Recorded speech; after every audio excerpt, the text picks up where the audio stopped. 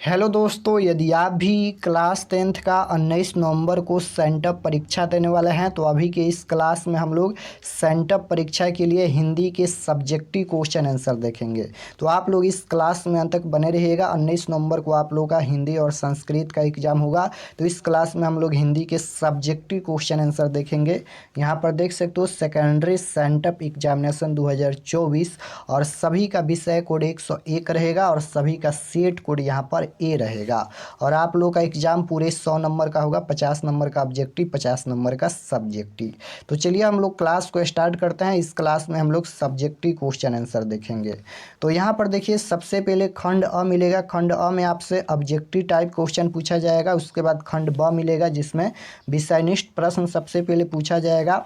तो question number 1 पूछा जाएगा कि निम्नलिखित गद्यांशों में से किसी एक को पढ़कर नीचे दिए गए प्रश्नों के उत्तर दे। प्रत्येक प्रश्न 2 अंक का होगा।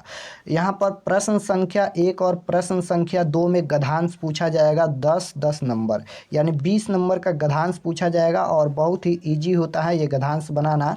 तो देखिए यहाँ पर क नंबर ये लिखा गया है इतना, और इसी में से पढ़कर नीचे दिए गए क्वेश्चन का आंसर देना है। क और ख नंबर पूछा जाएगा जिनमें से एक प्रश्नों का ही उत्तर देना है। तो देखिए यहाँ पर निम्नलिखित प्रश्नों के उत्तर दे, ये सभी क्वेश्चन पूछा गया है और इसका आंसर कहाँ से देना है। तो यहाँ पर जो लिखा गया है यहाँ पर इसी में से इसका आंसर खोज कर देना है। जैसे यहाँ पर क्वेश्चन क नंबर में यहाँ पर एक क का 1 नंबर का आंसर है, हिंदी साहित्य का आदिकाल राजनीतिक दृष्टि से कैसा काल है। तो इसका आंसर आप लोग खोजेंगे यहाँ पर कि कहाँ पर इसका आंसर है। इसी में इसका आंसर छुपा है और इसी में से इसका आंसर यहाँ पर देना है, देख सकते हो। तो क और ख 2 क्वेश्चन पूछा जाएगा, देख सकते हो। क नंबर पूछा गया था और ख नंबर, दोनों में से एक प्रश्नों का ही उत्तर देना है।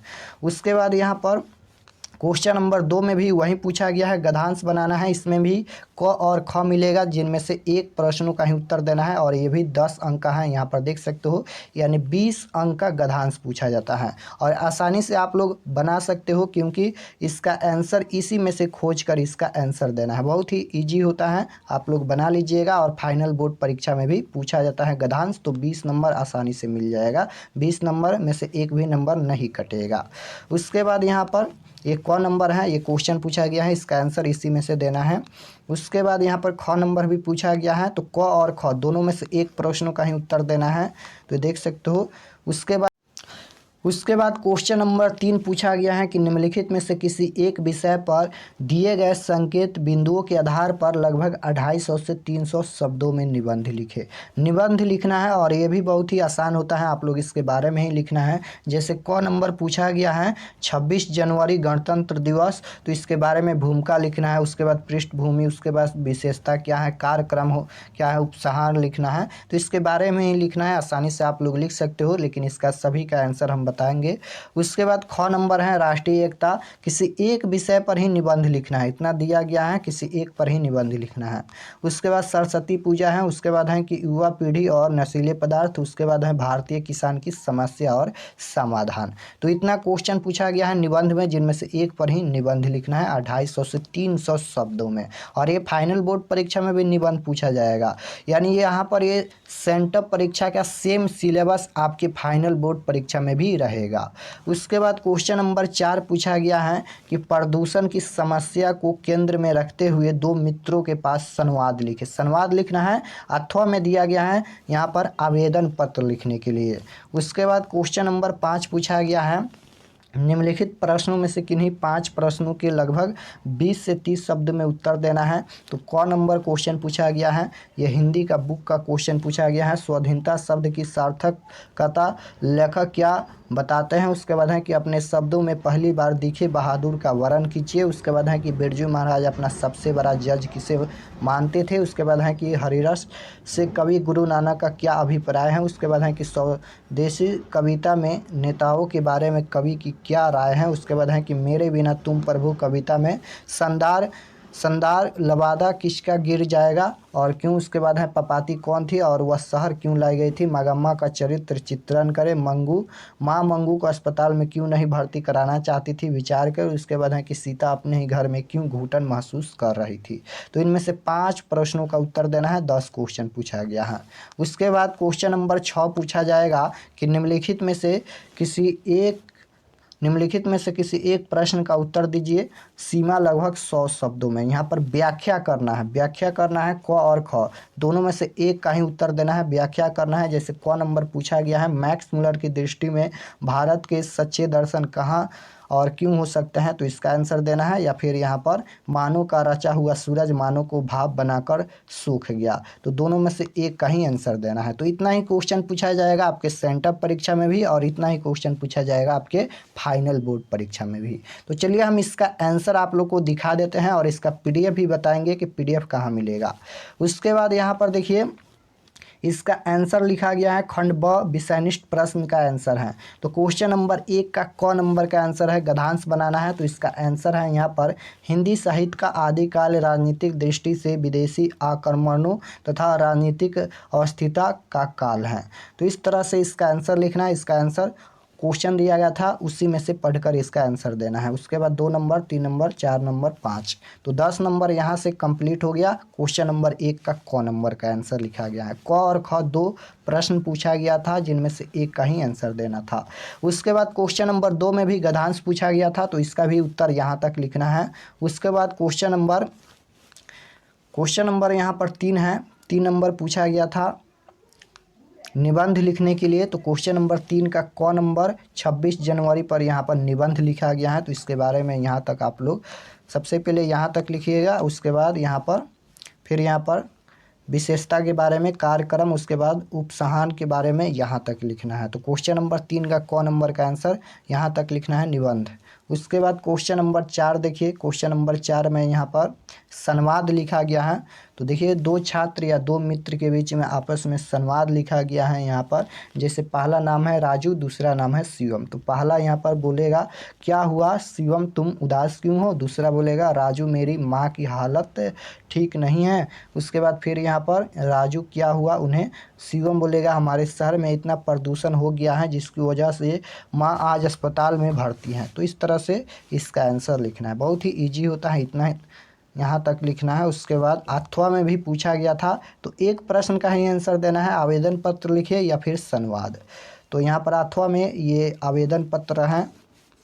उसके बाद यहाँ पर ये क्वेश्चन नंबर 5 है, क्वेश्चन नंबर 5 का क नंबर का आंसर है, देख सकते हो यहाँ तक लिखना है।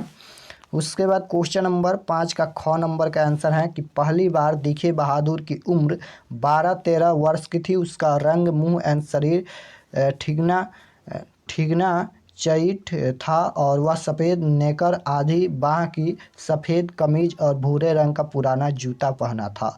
तो इसका आंसर यहाँ पर लिखना है यहाँ तक। उसके बाद ग नंबर का आंसर यहाँ तक लिखना है कि बिरजू महाराज अपना सबसे बड़ा जज अपनी माँ को मानते थे, उनकी माँ ही उसकी गुरु आइन भी थी और बिरजू महाराज अपनी माँ से ही अपने नृत्य के संबंध में पूछा करते थे और अपनी माँ की राय को अत्यधिक महत्व देते थे। उनकी नज़रों में उनकी माँ एक जज की हैसियत रखती थी। तो ग नंबर का आंसर यहाँ तक लिखना है।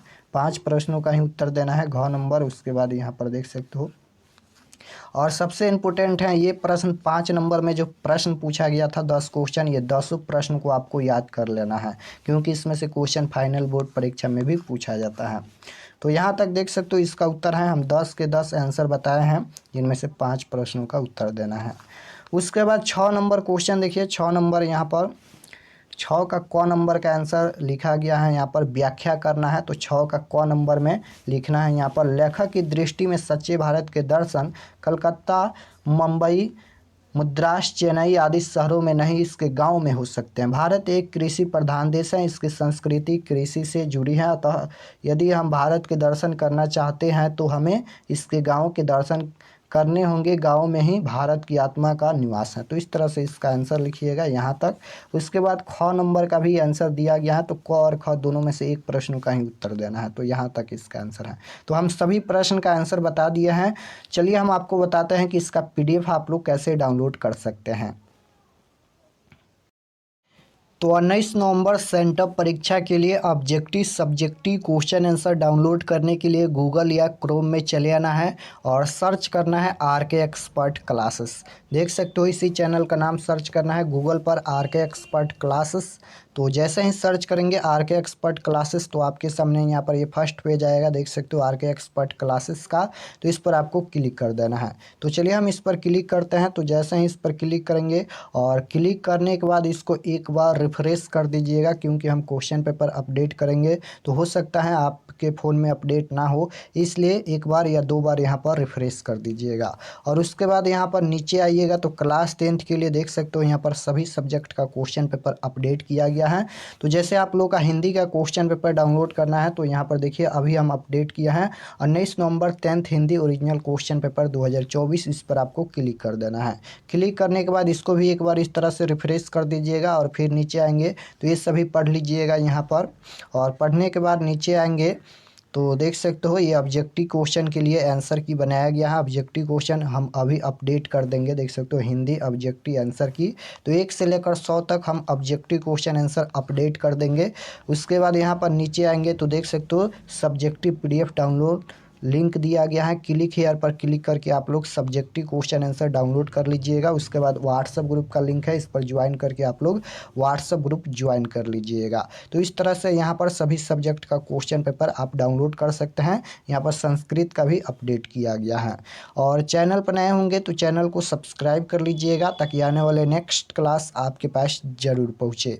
तो मिलते हैं नेक्स्ट क्लास में, तब तक अपना स्टडी कीजिए। आप सभी को धन्यवाद।